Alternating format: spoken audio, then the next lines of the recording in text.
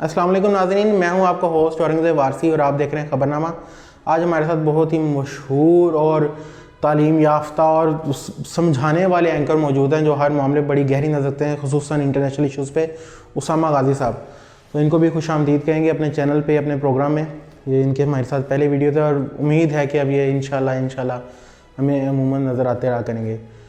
तो नेटो ने 2030 रिपोर्ट जारी कर दी है, तो उसमें उसने चाइना का जिक्र किया और पूरी दुनिया में आग लगी हुई है कि चाइना चाइना चाइना। उसमें चाइना नेटो ने क्या कह दिया है, गार्डियन हो गया, रॉयटर्स हो गया, वॉशिंगटन पोस्ट हो गया, न्यूयॉर्क टाइम्स हो गया, जो दुनिया के बड़े अखबार, वेबसाइट्स और जिनका जो नेम इट और वो लिखा है उसके बारे में हेडलाइंस लगी हुई हैं कि क्या आग बबूला है, ये चाइना ने क्या कर दिया और चाइना का क्या प्रेशर है इन पे।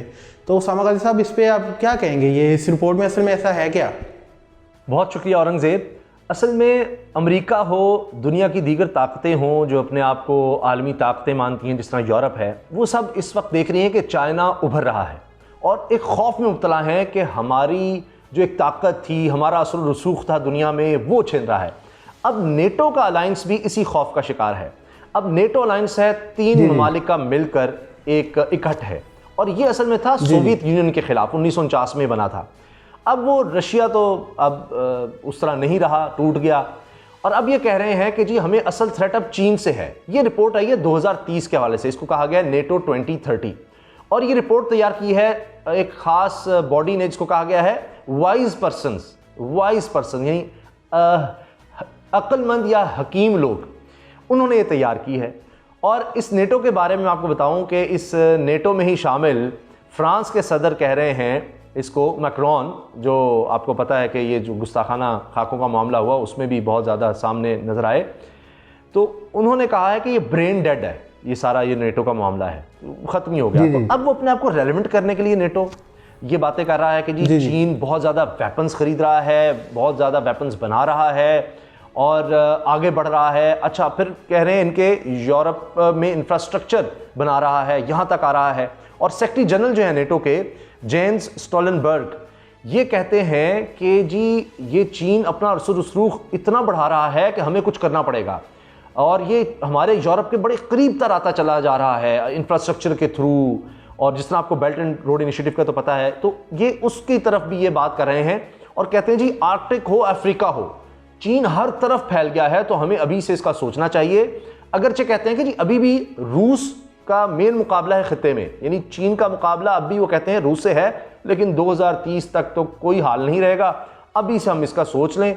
अभी उन्होंने इसको दुश्मन करार नहीं दिया चीन को इस रिपोर्ट में, लेकिन अब देखिए 1949 के बाद जब से नेटो बना है, पहली दफ़ा इस तरह की बात हुई है। 138 सिफारिशात, प्रपोजल्स आई हैं कि करना किस तरह है हमने चीन का मुकाबला। 138 प्रपोजल, बहुत अच्छा जो समझ आ गया जी।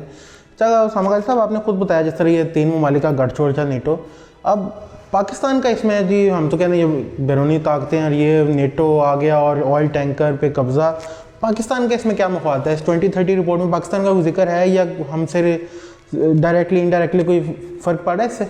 अच्छा, ये बड़ा अहम सवाल है कि हम ये नहीं समझ सकते कि जी नेटो है, इसमें ज़्यादातर यूरोपियन ममालिक हैं, अमेरिका है, हमने इसको देखते हुए पाकिस्तान के बारे में सोचना है। वो इसलिए कि देखिए बेल्ट एंड रोड इनिशिएटिव में सबसे अहम चीज़ है CPEC और चीन और पाकिस्तान ये स्ट्रेटेजिक एलायंस है। अभी हाल ही में आपको पता है कि आर्मी चीफ और चीन के वज़ीर दिफा के दरमियान जो मुआहदा हुआ है, MOU साइन हुआ है, वो है डिफेंस कोऑपरेशन का।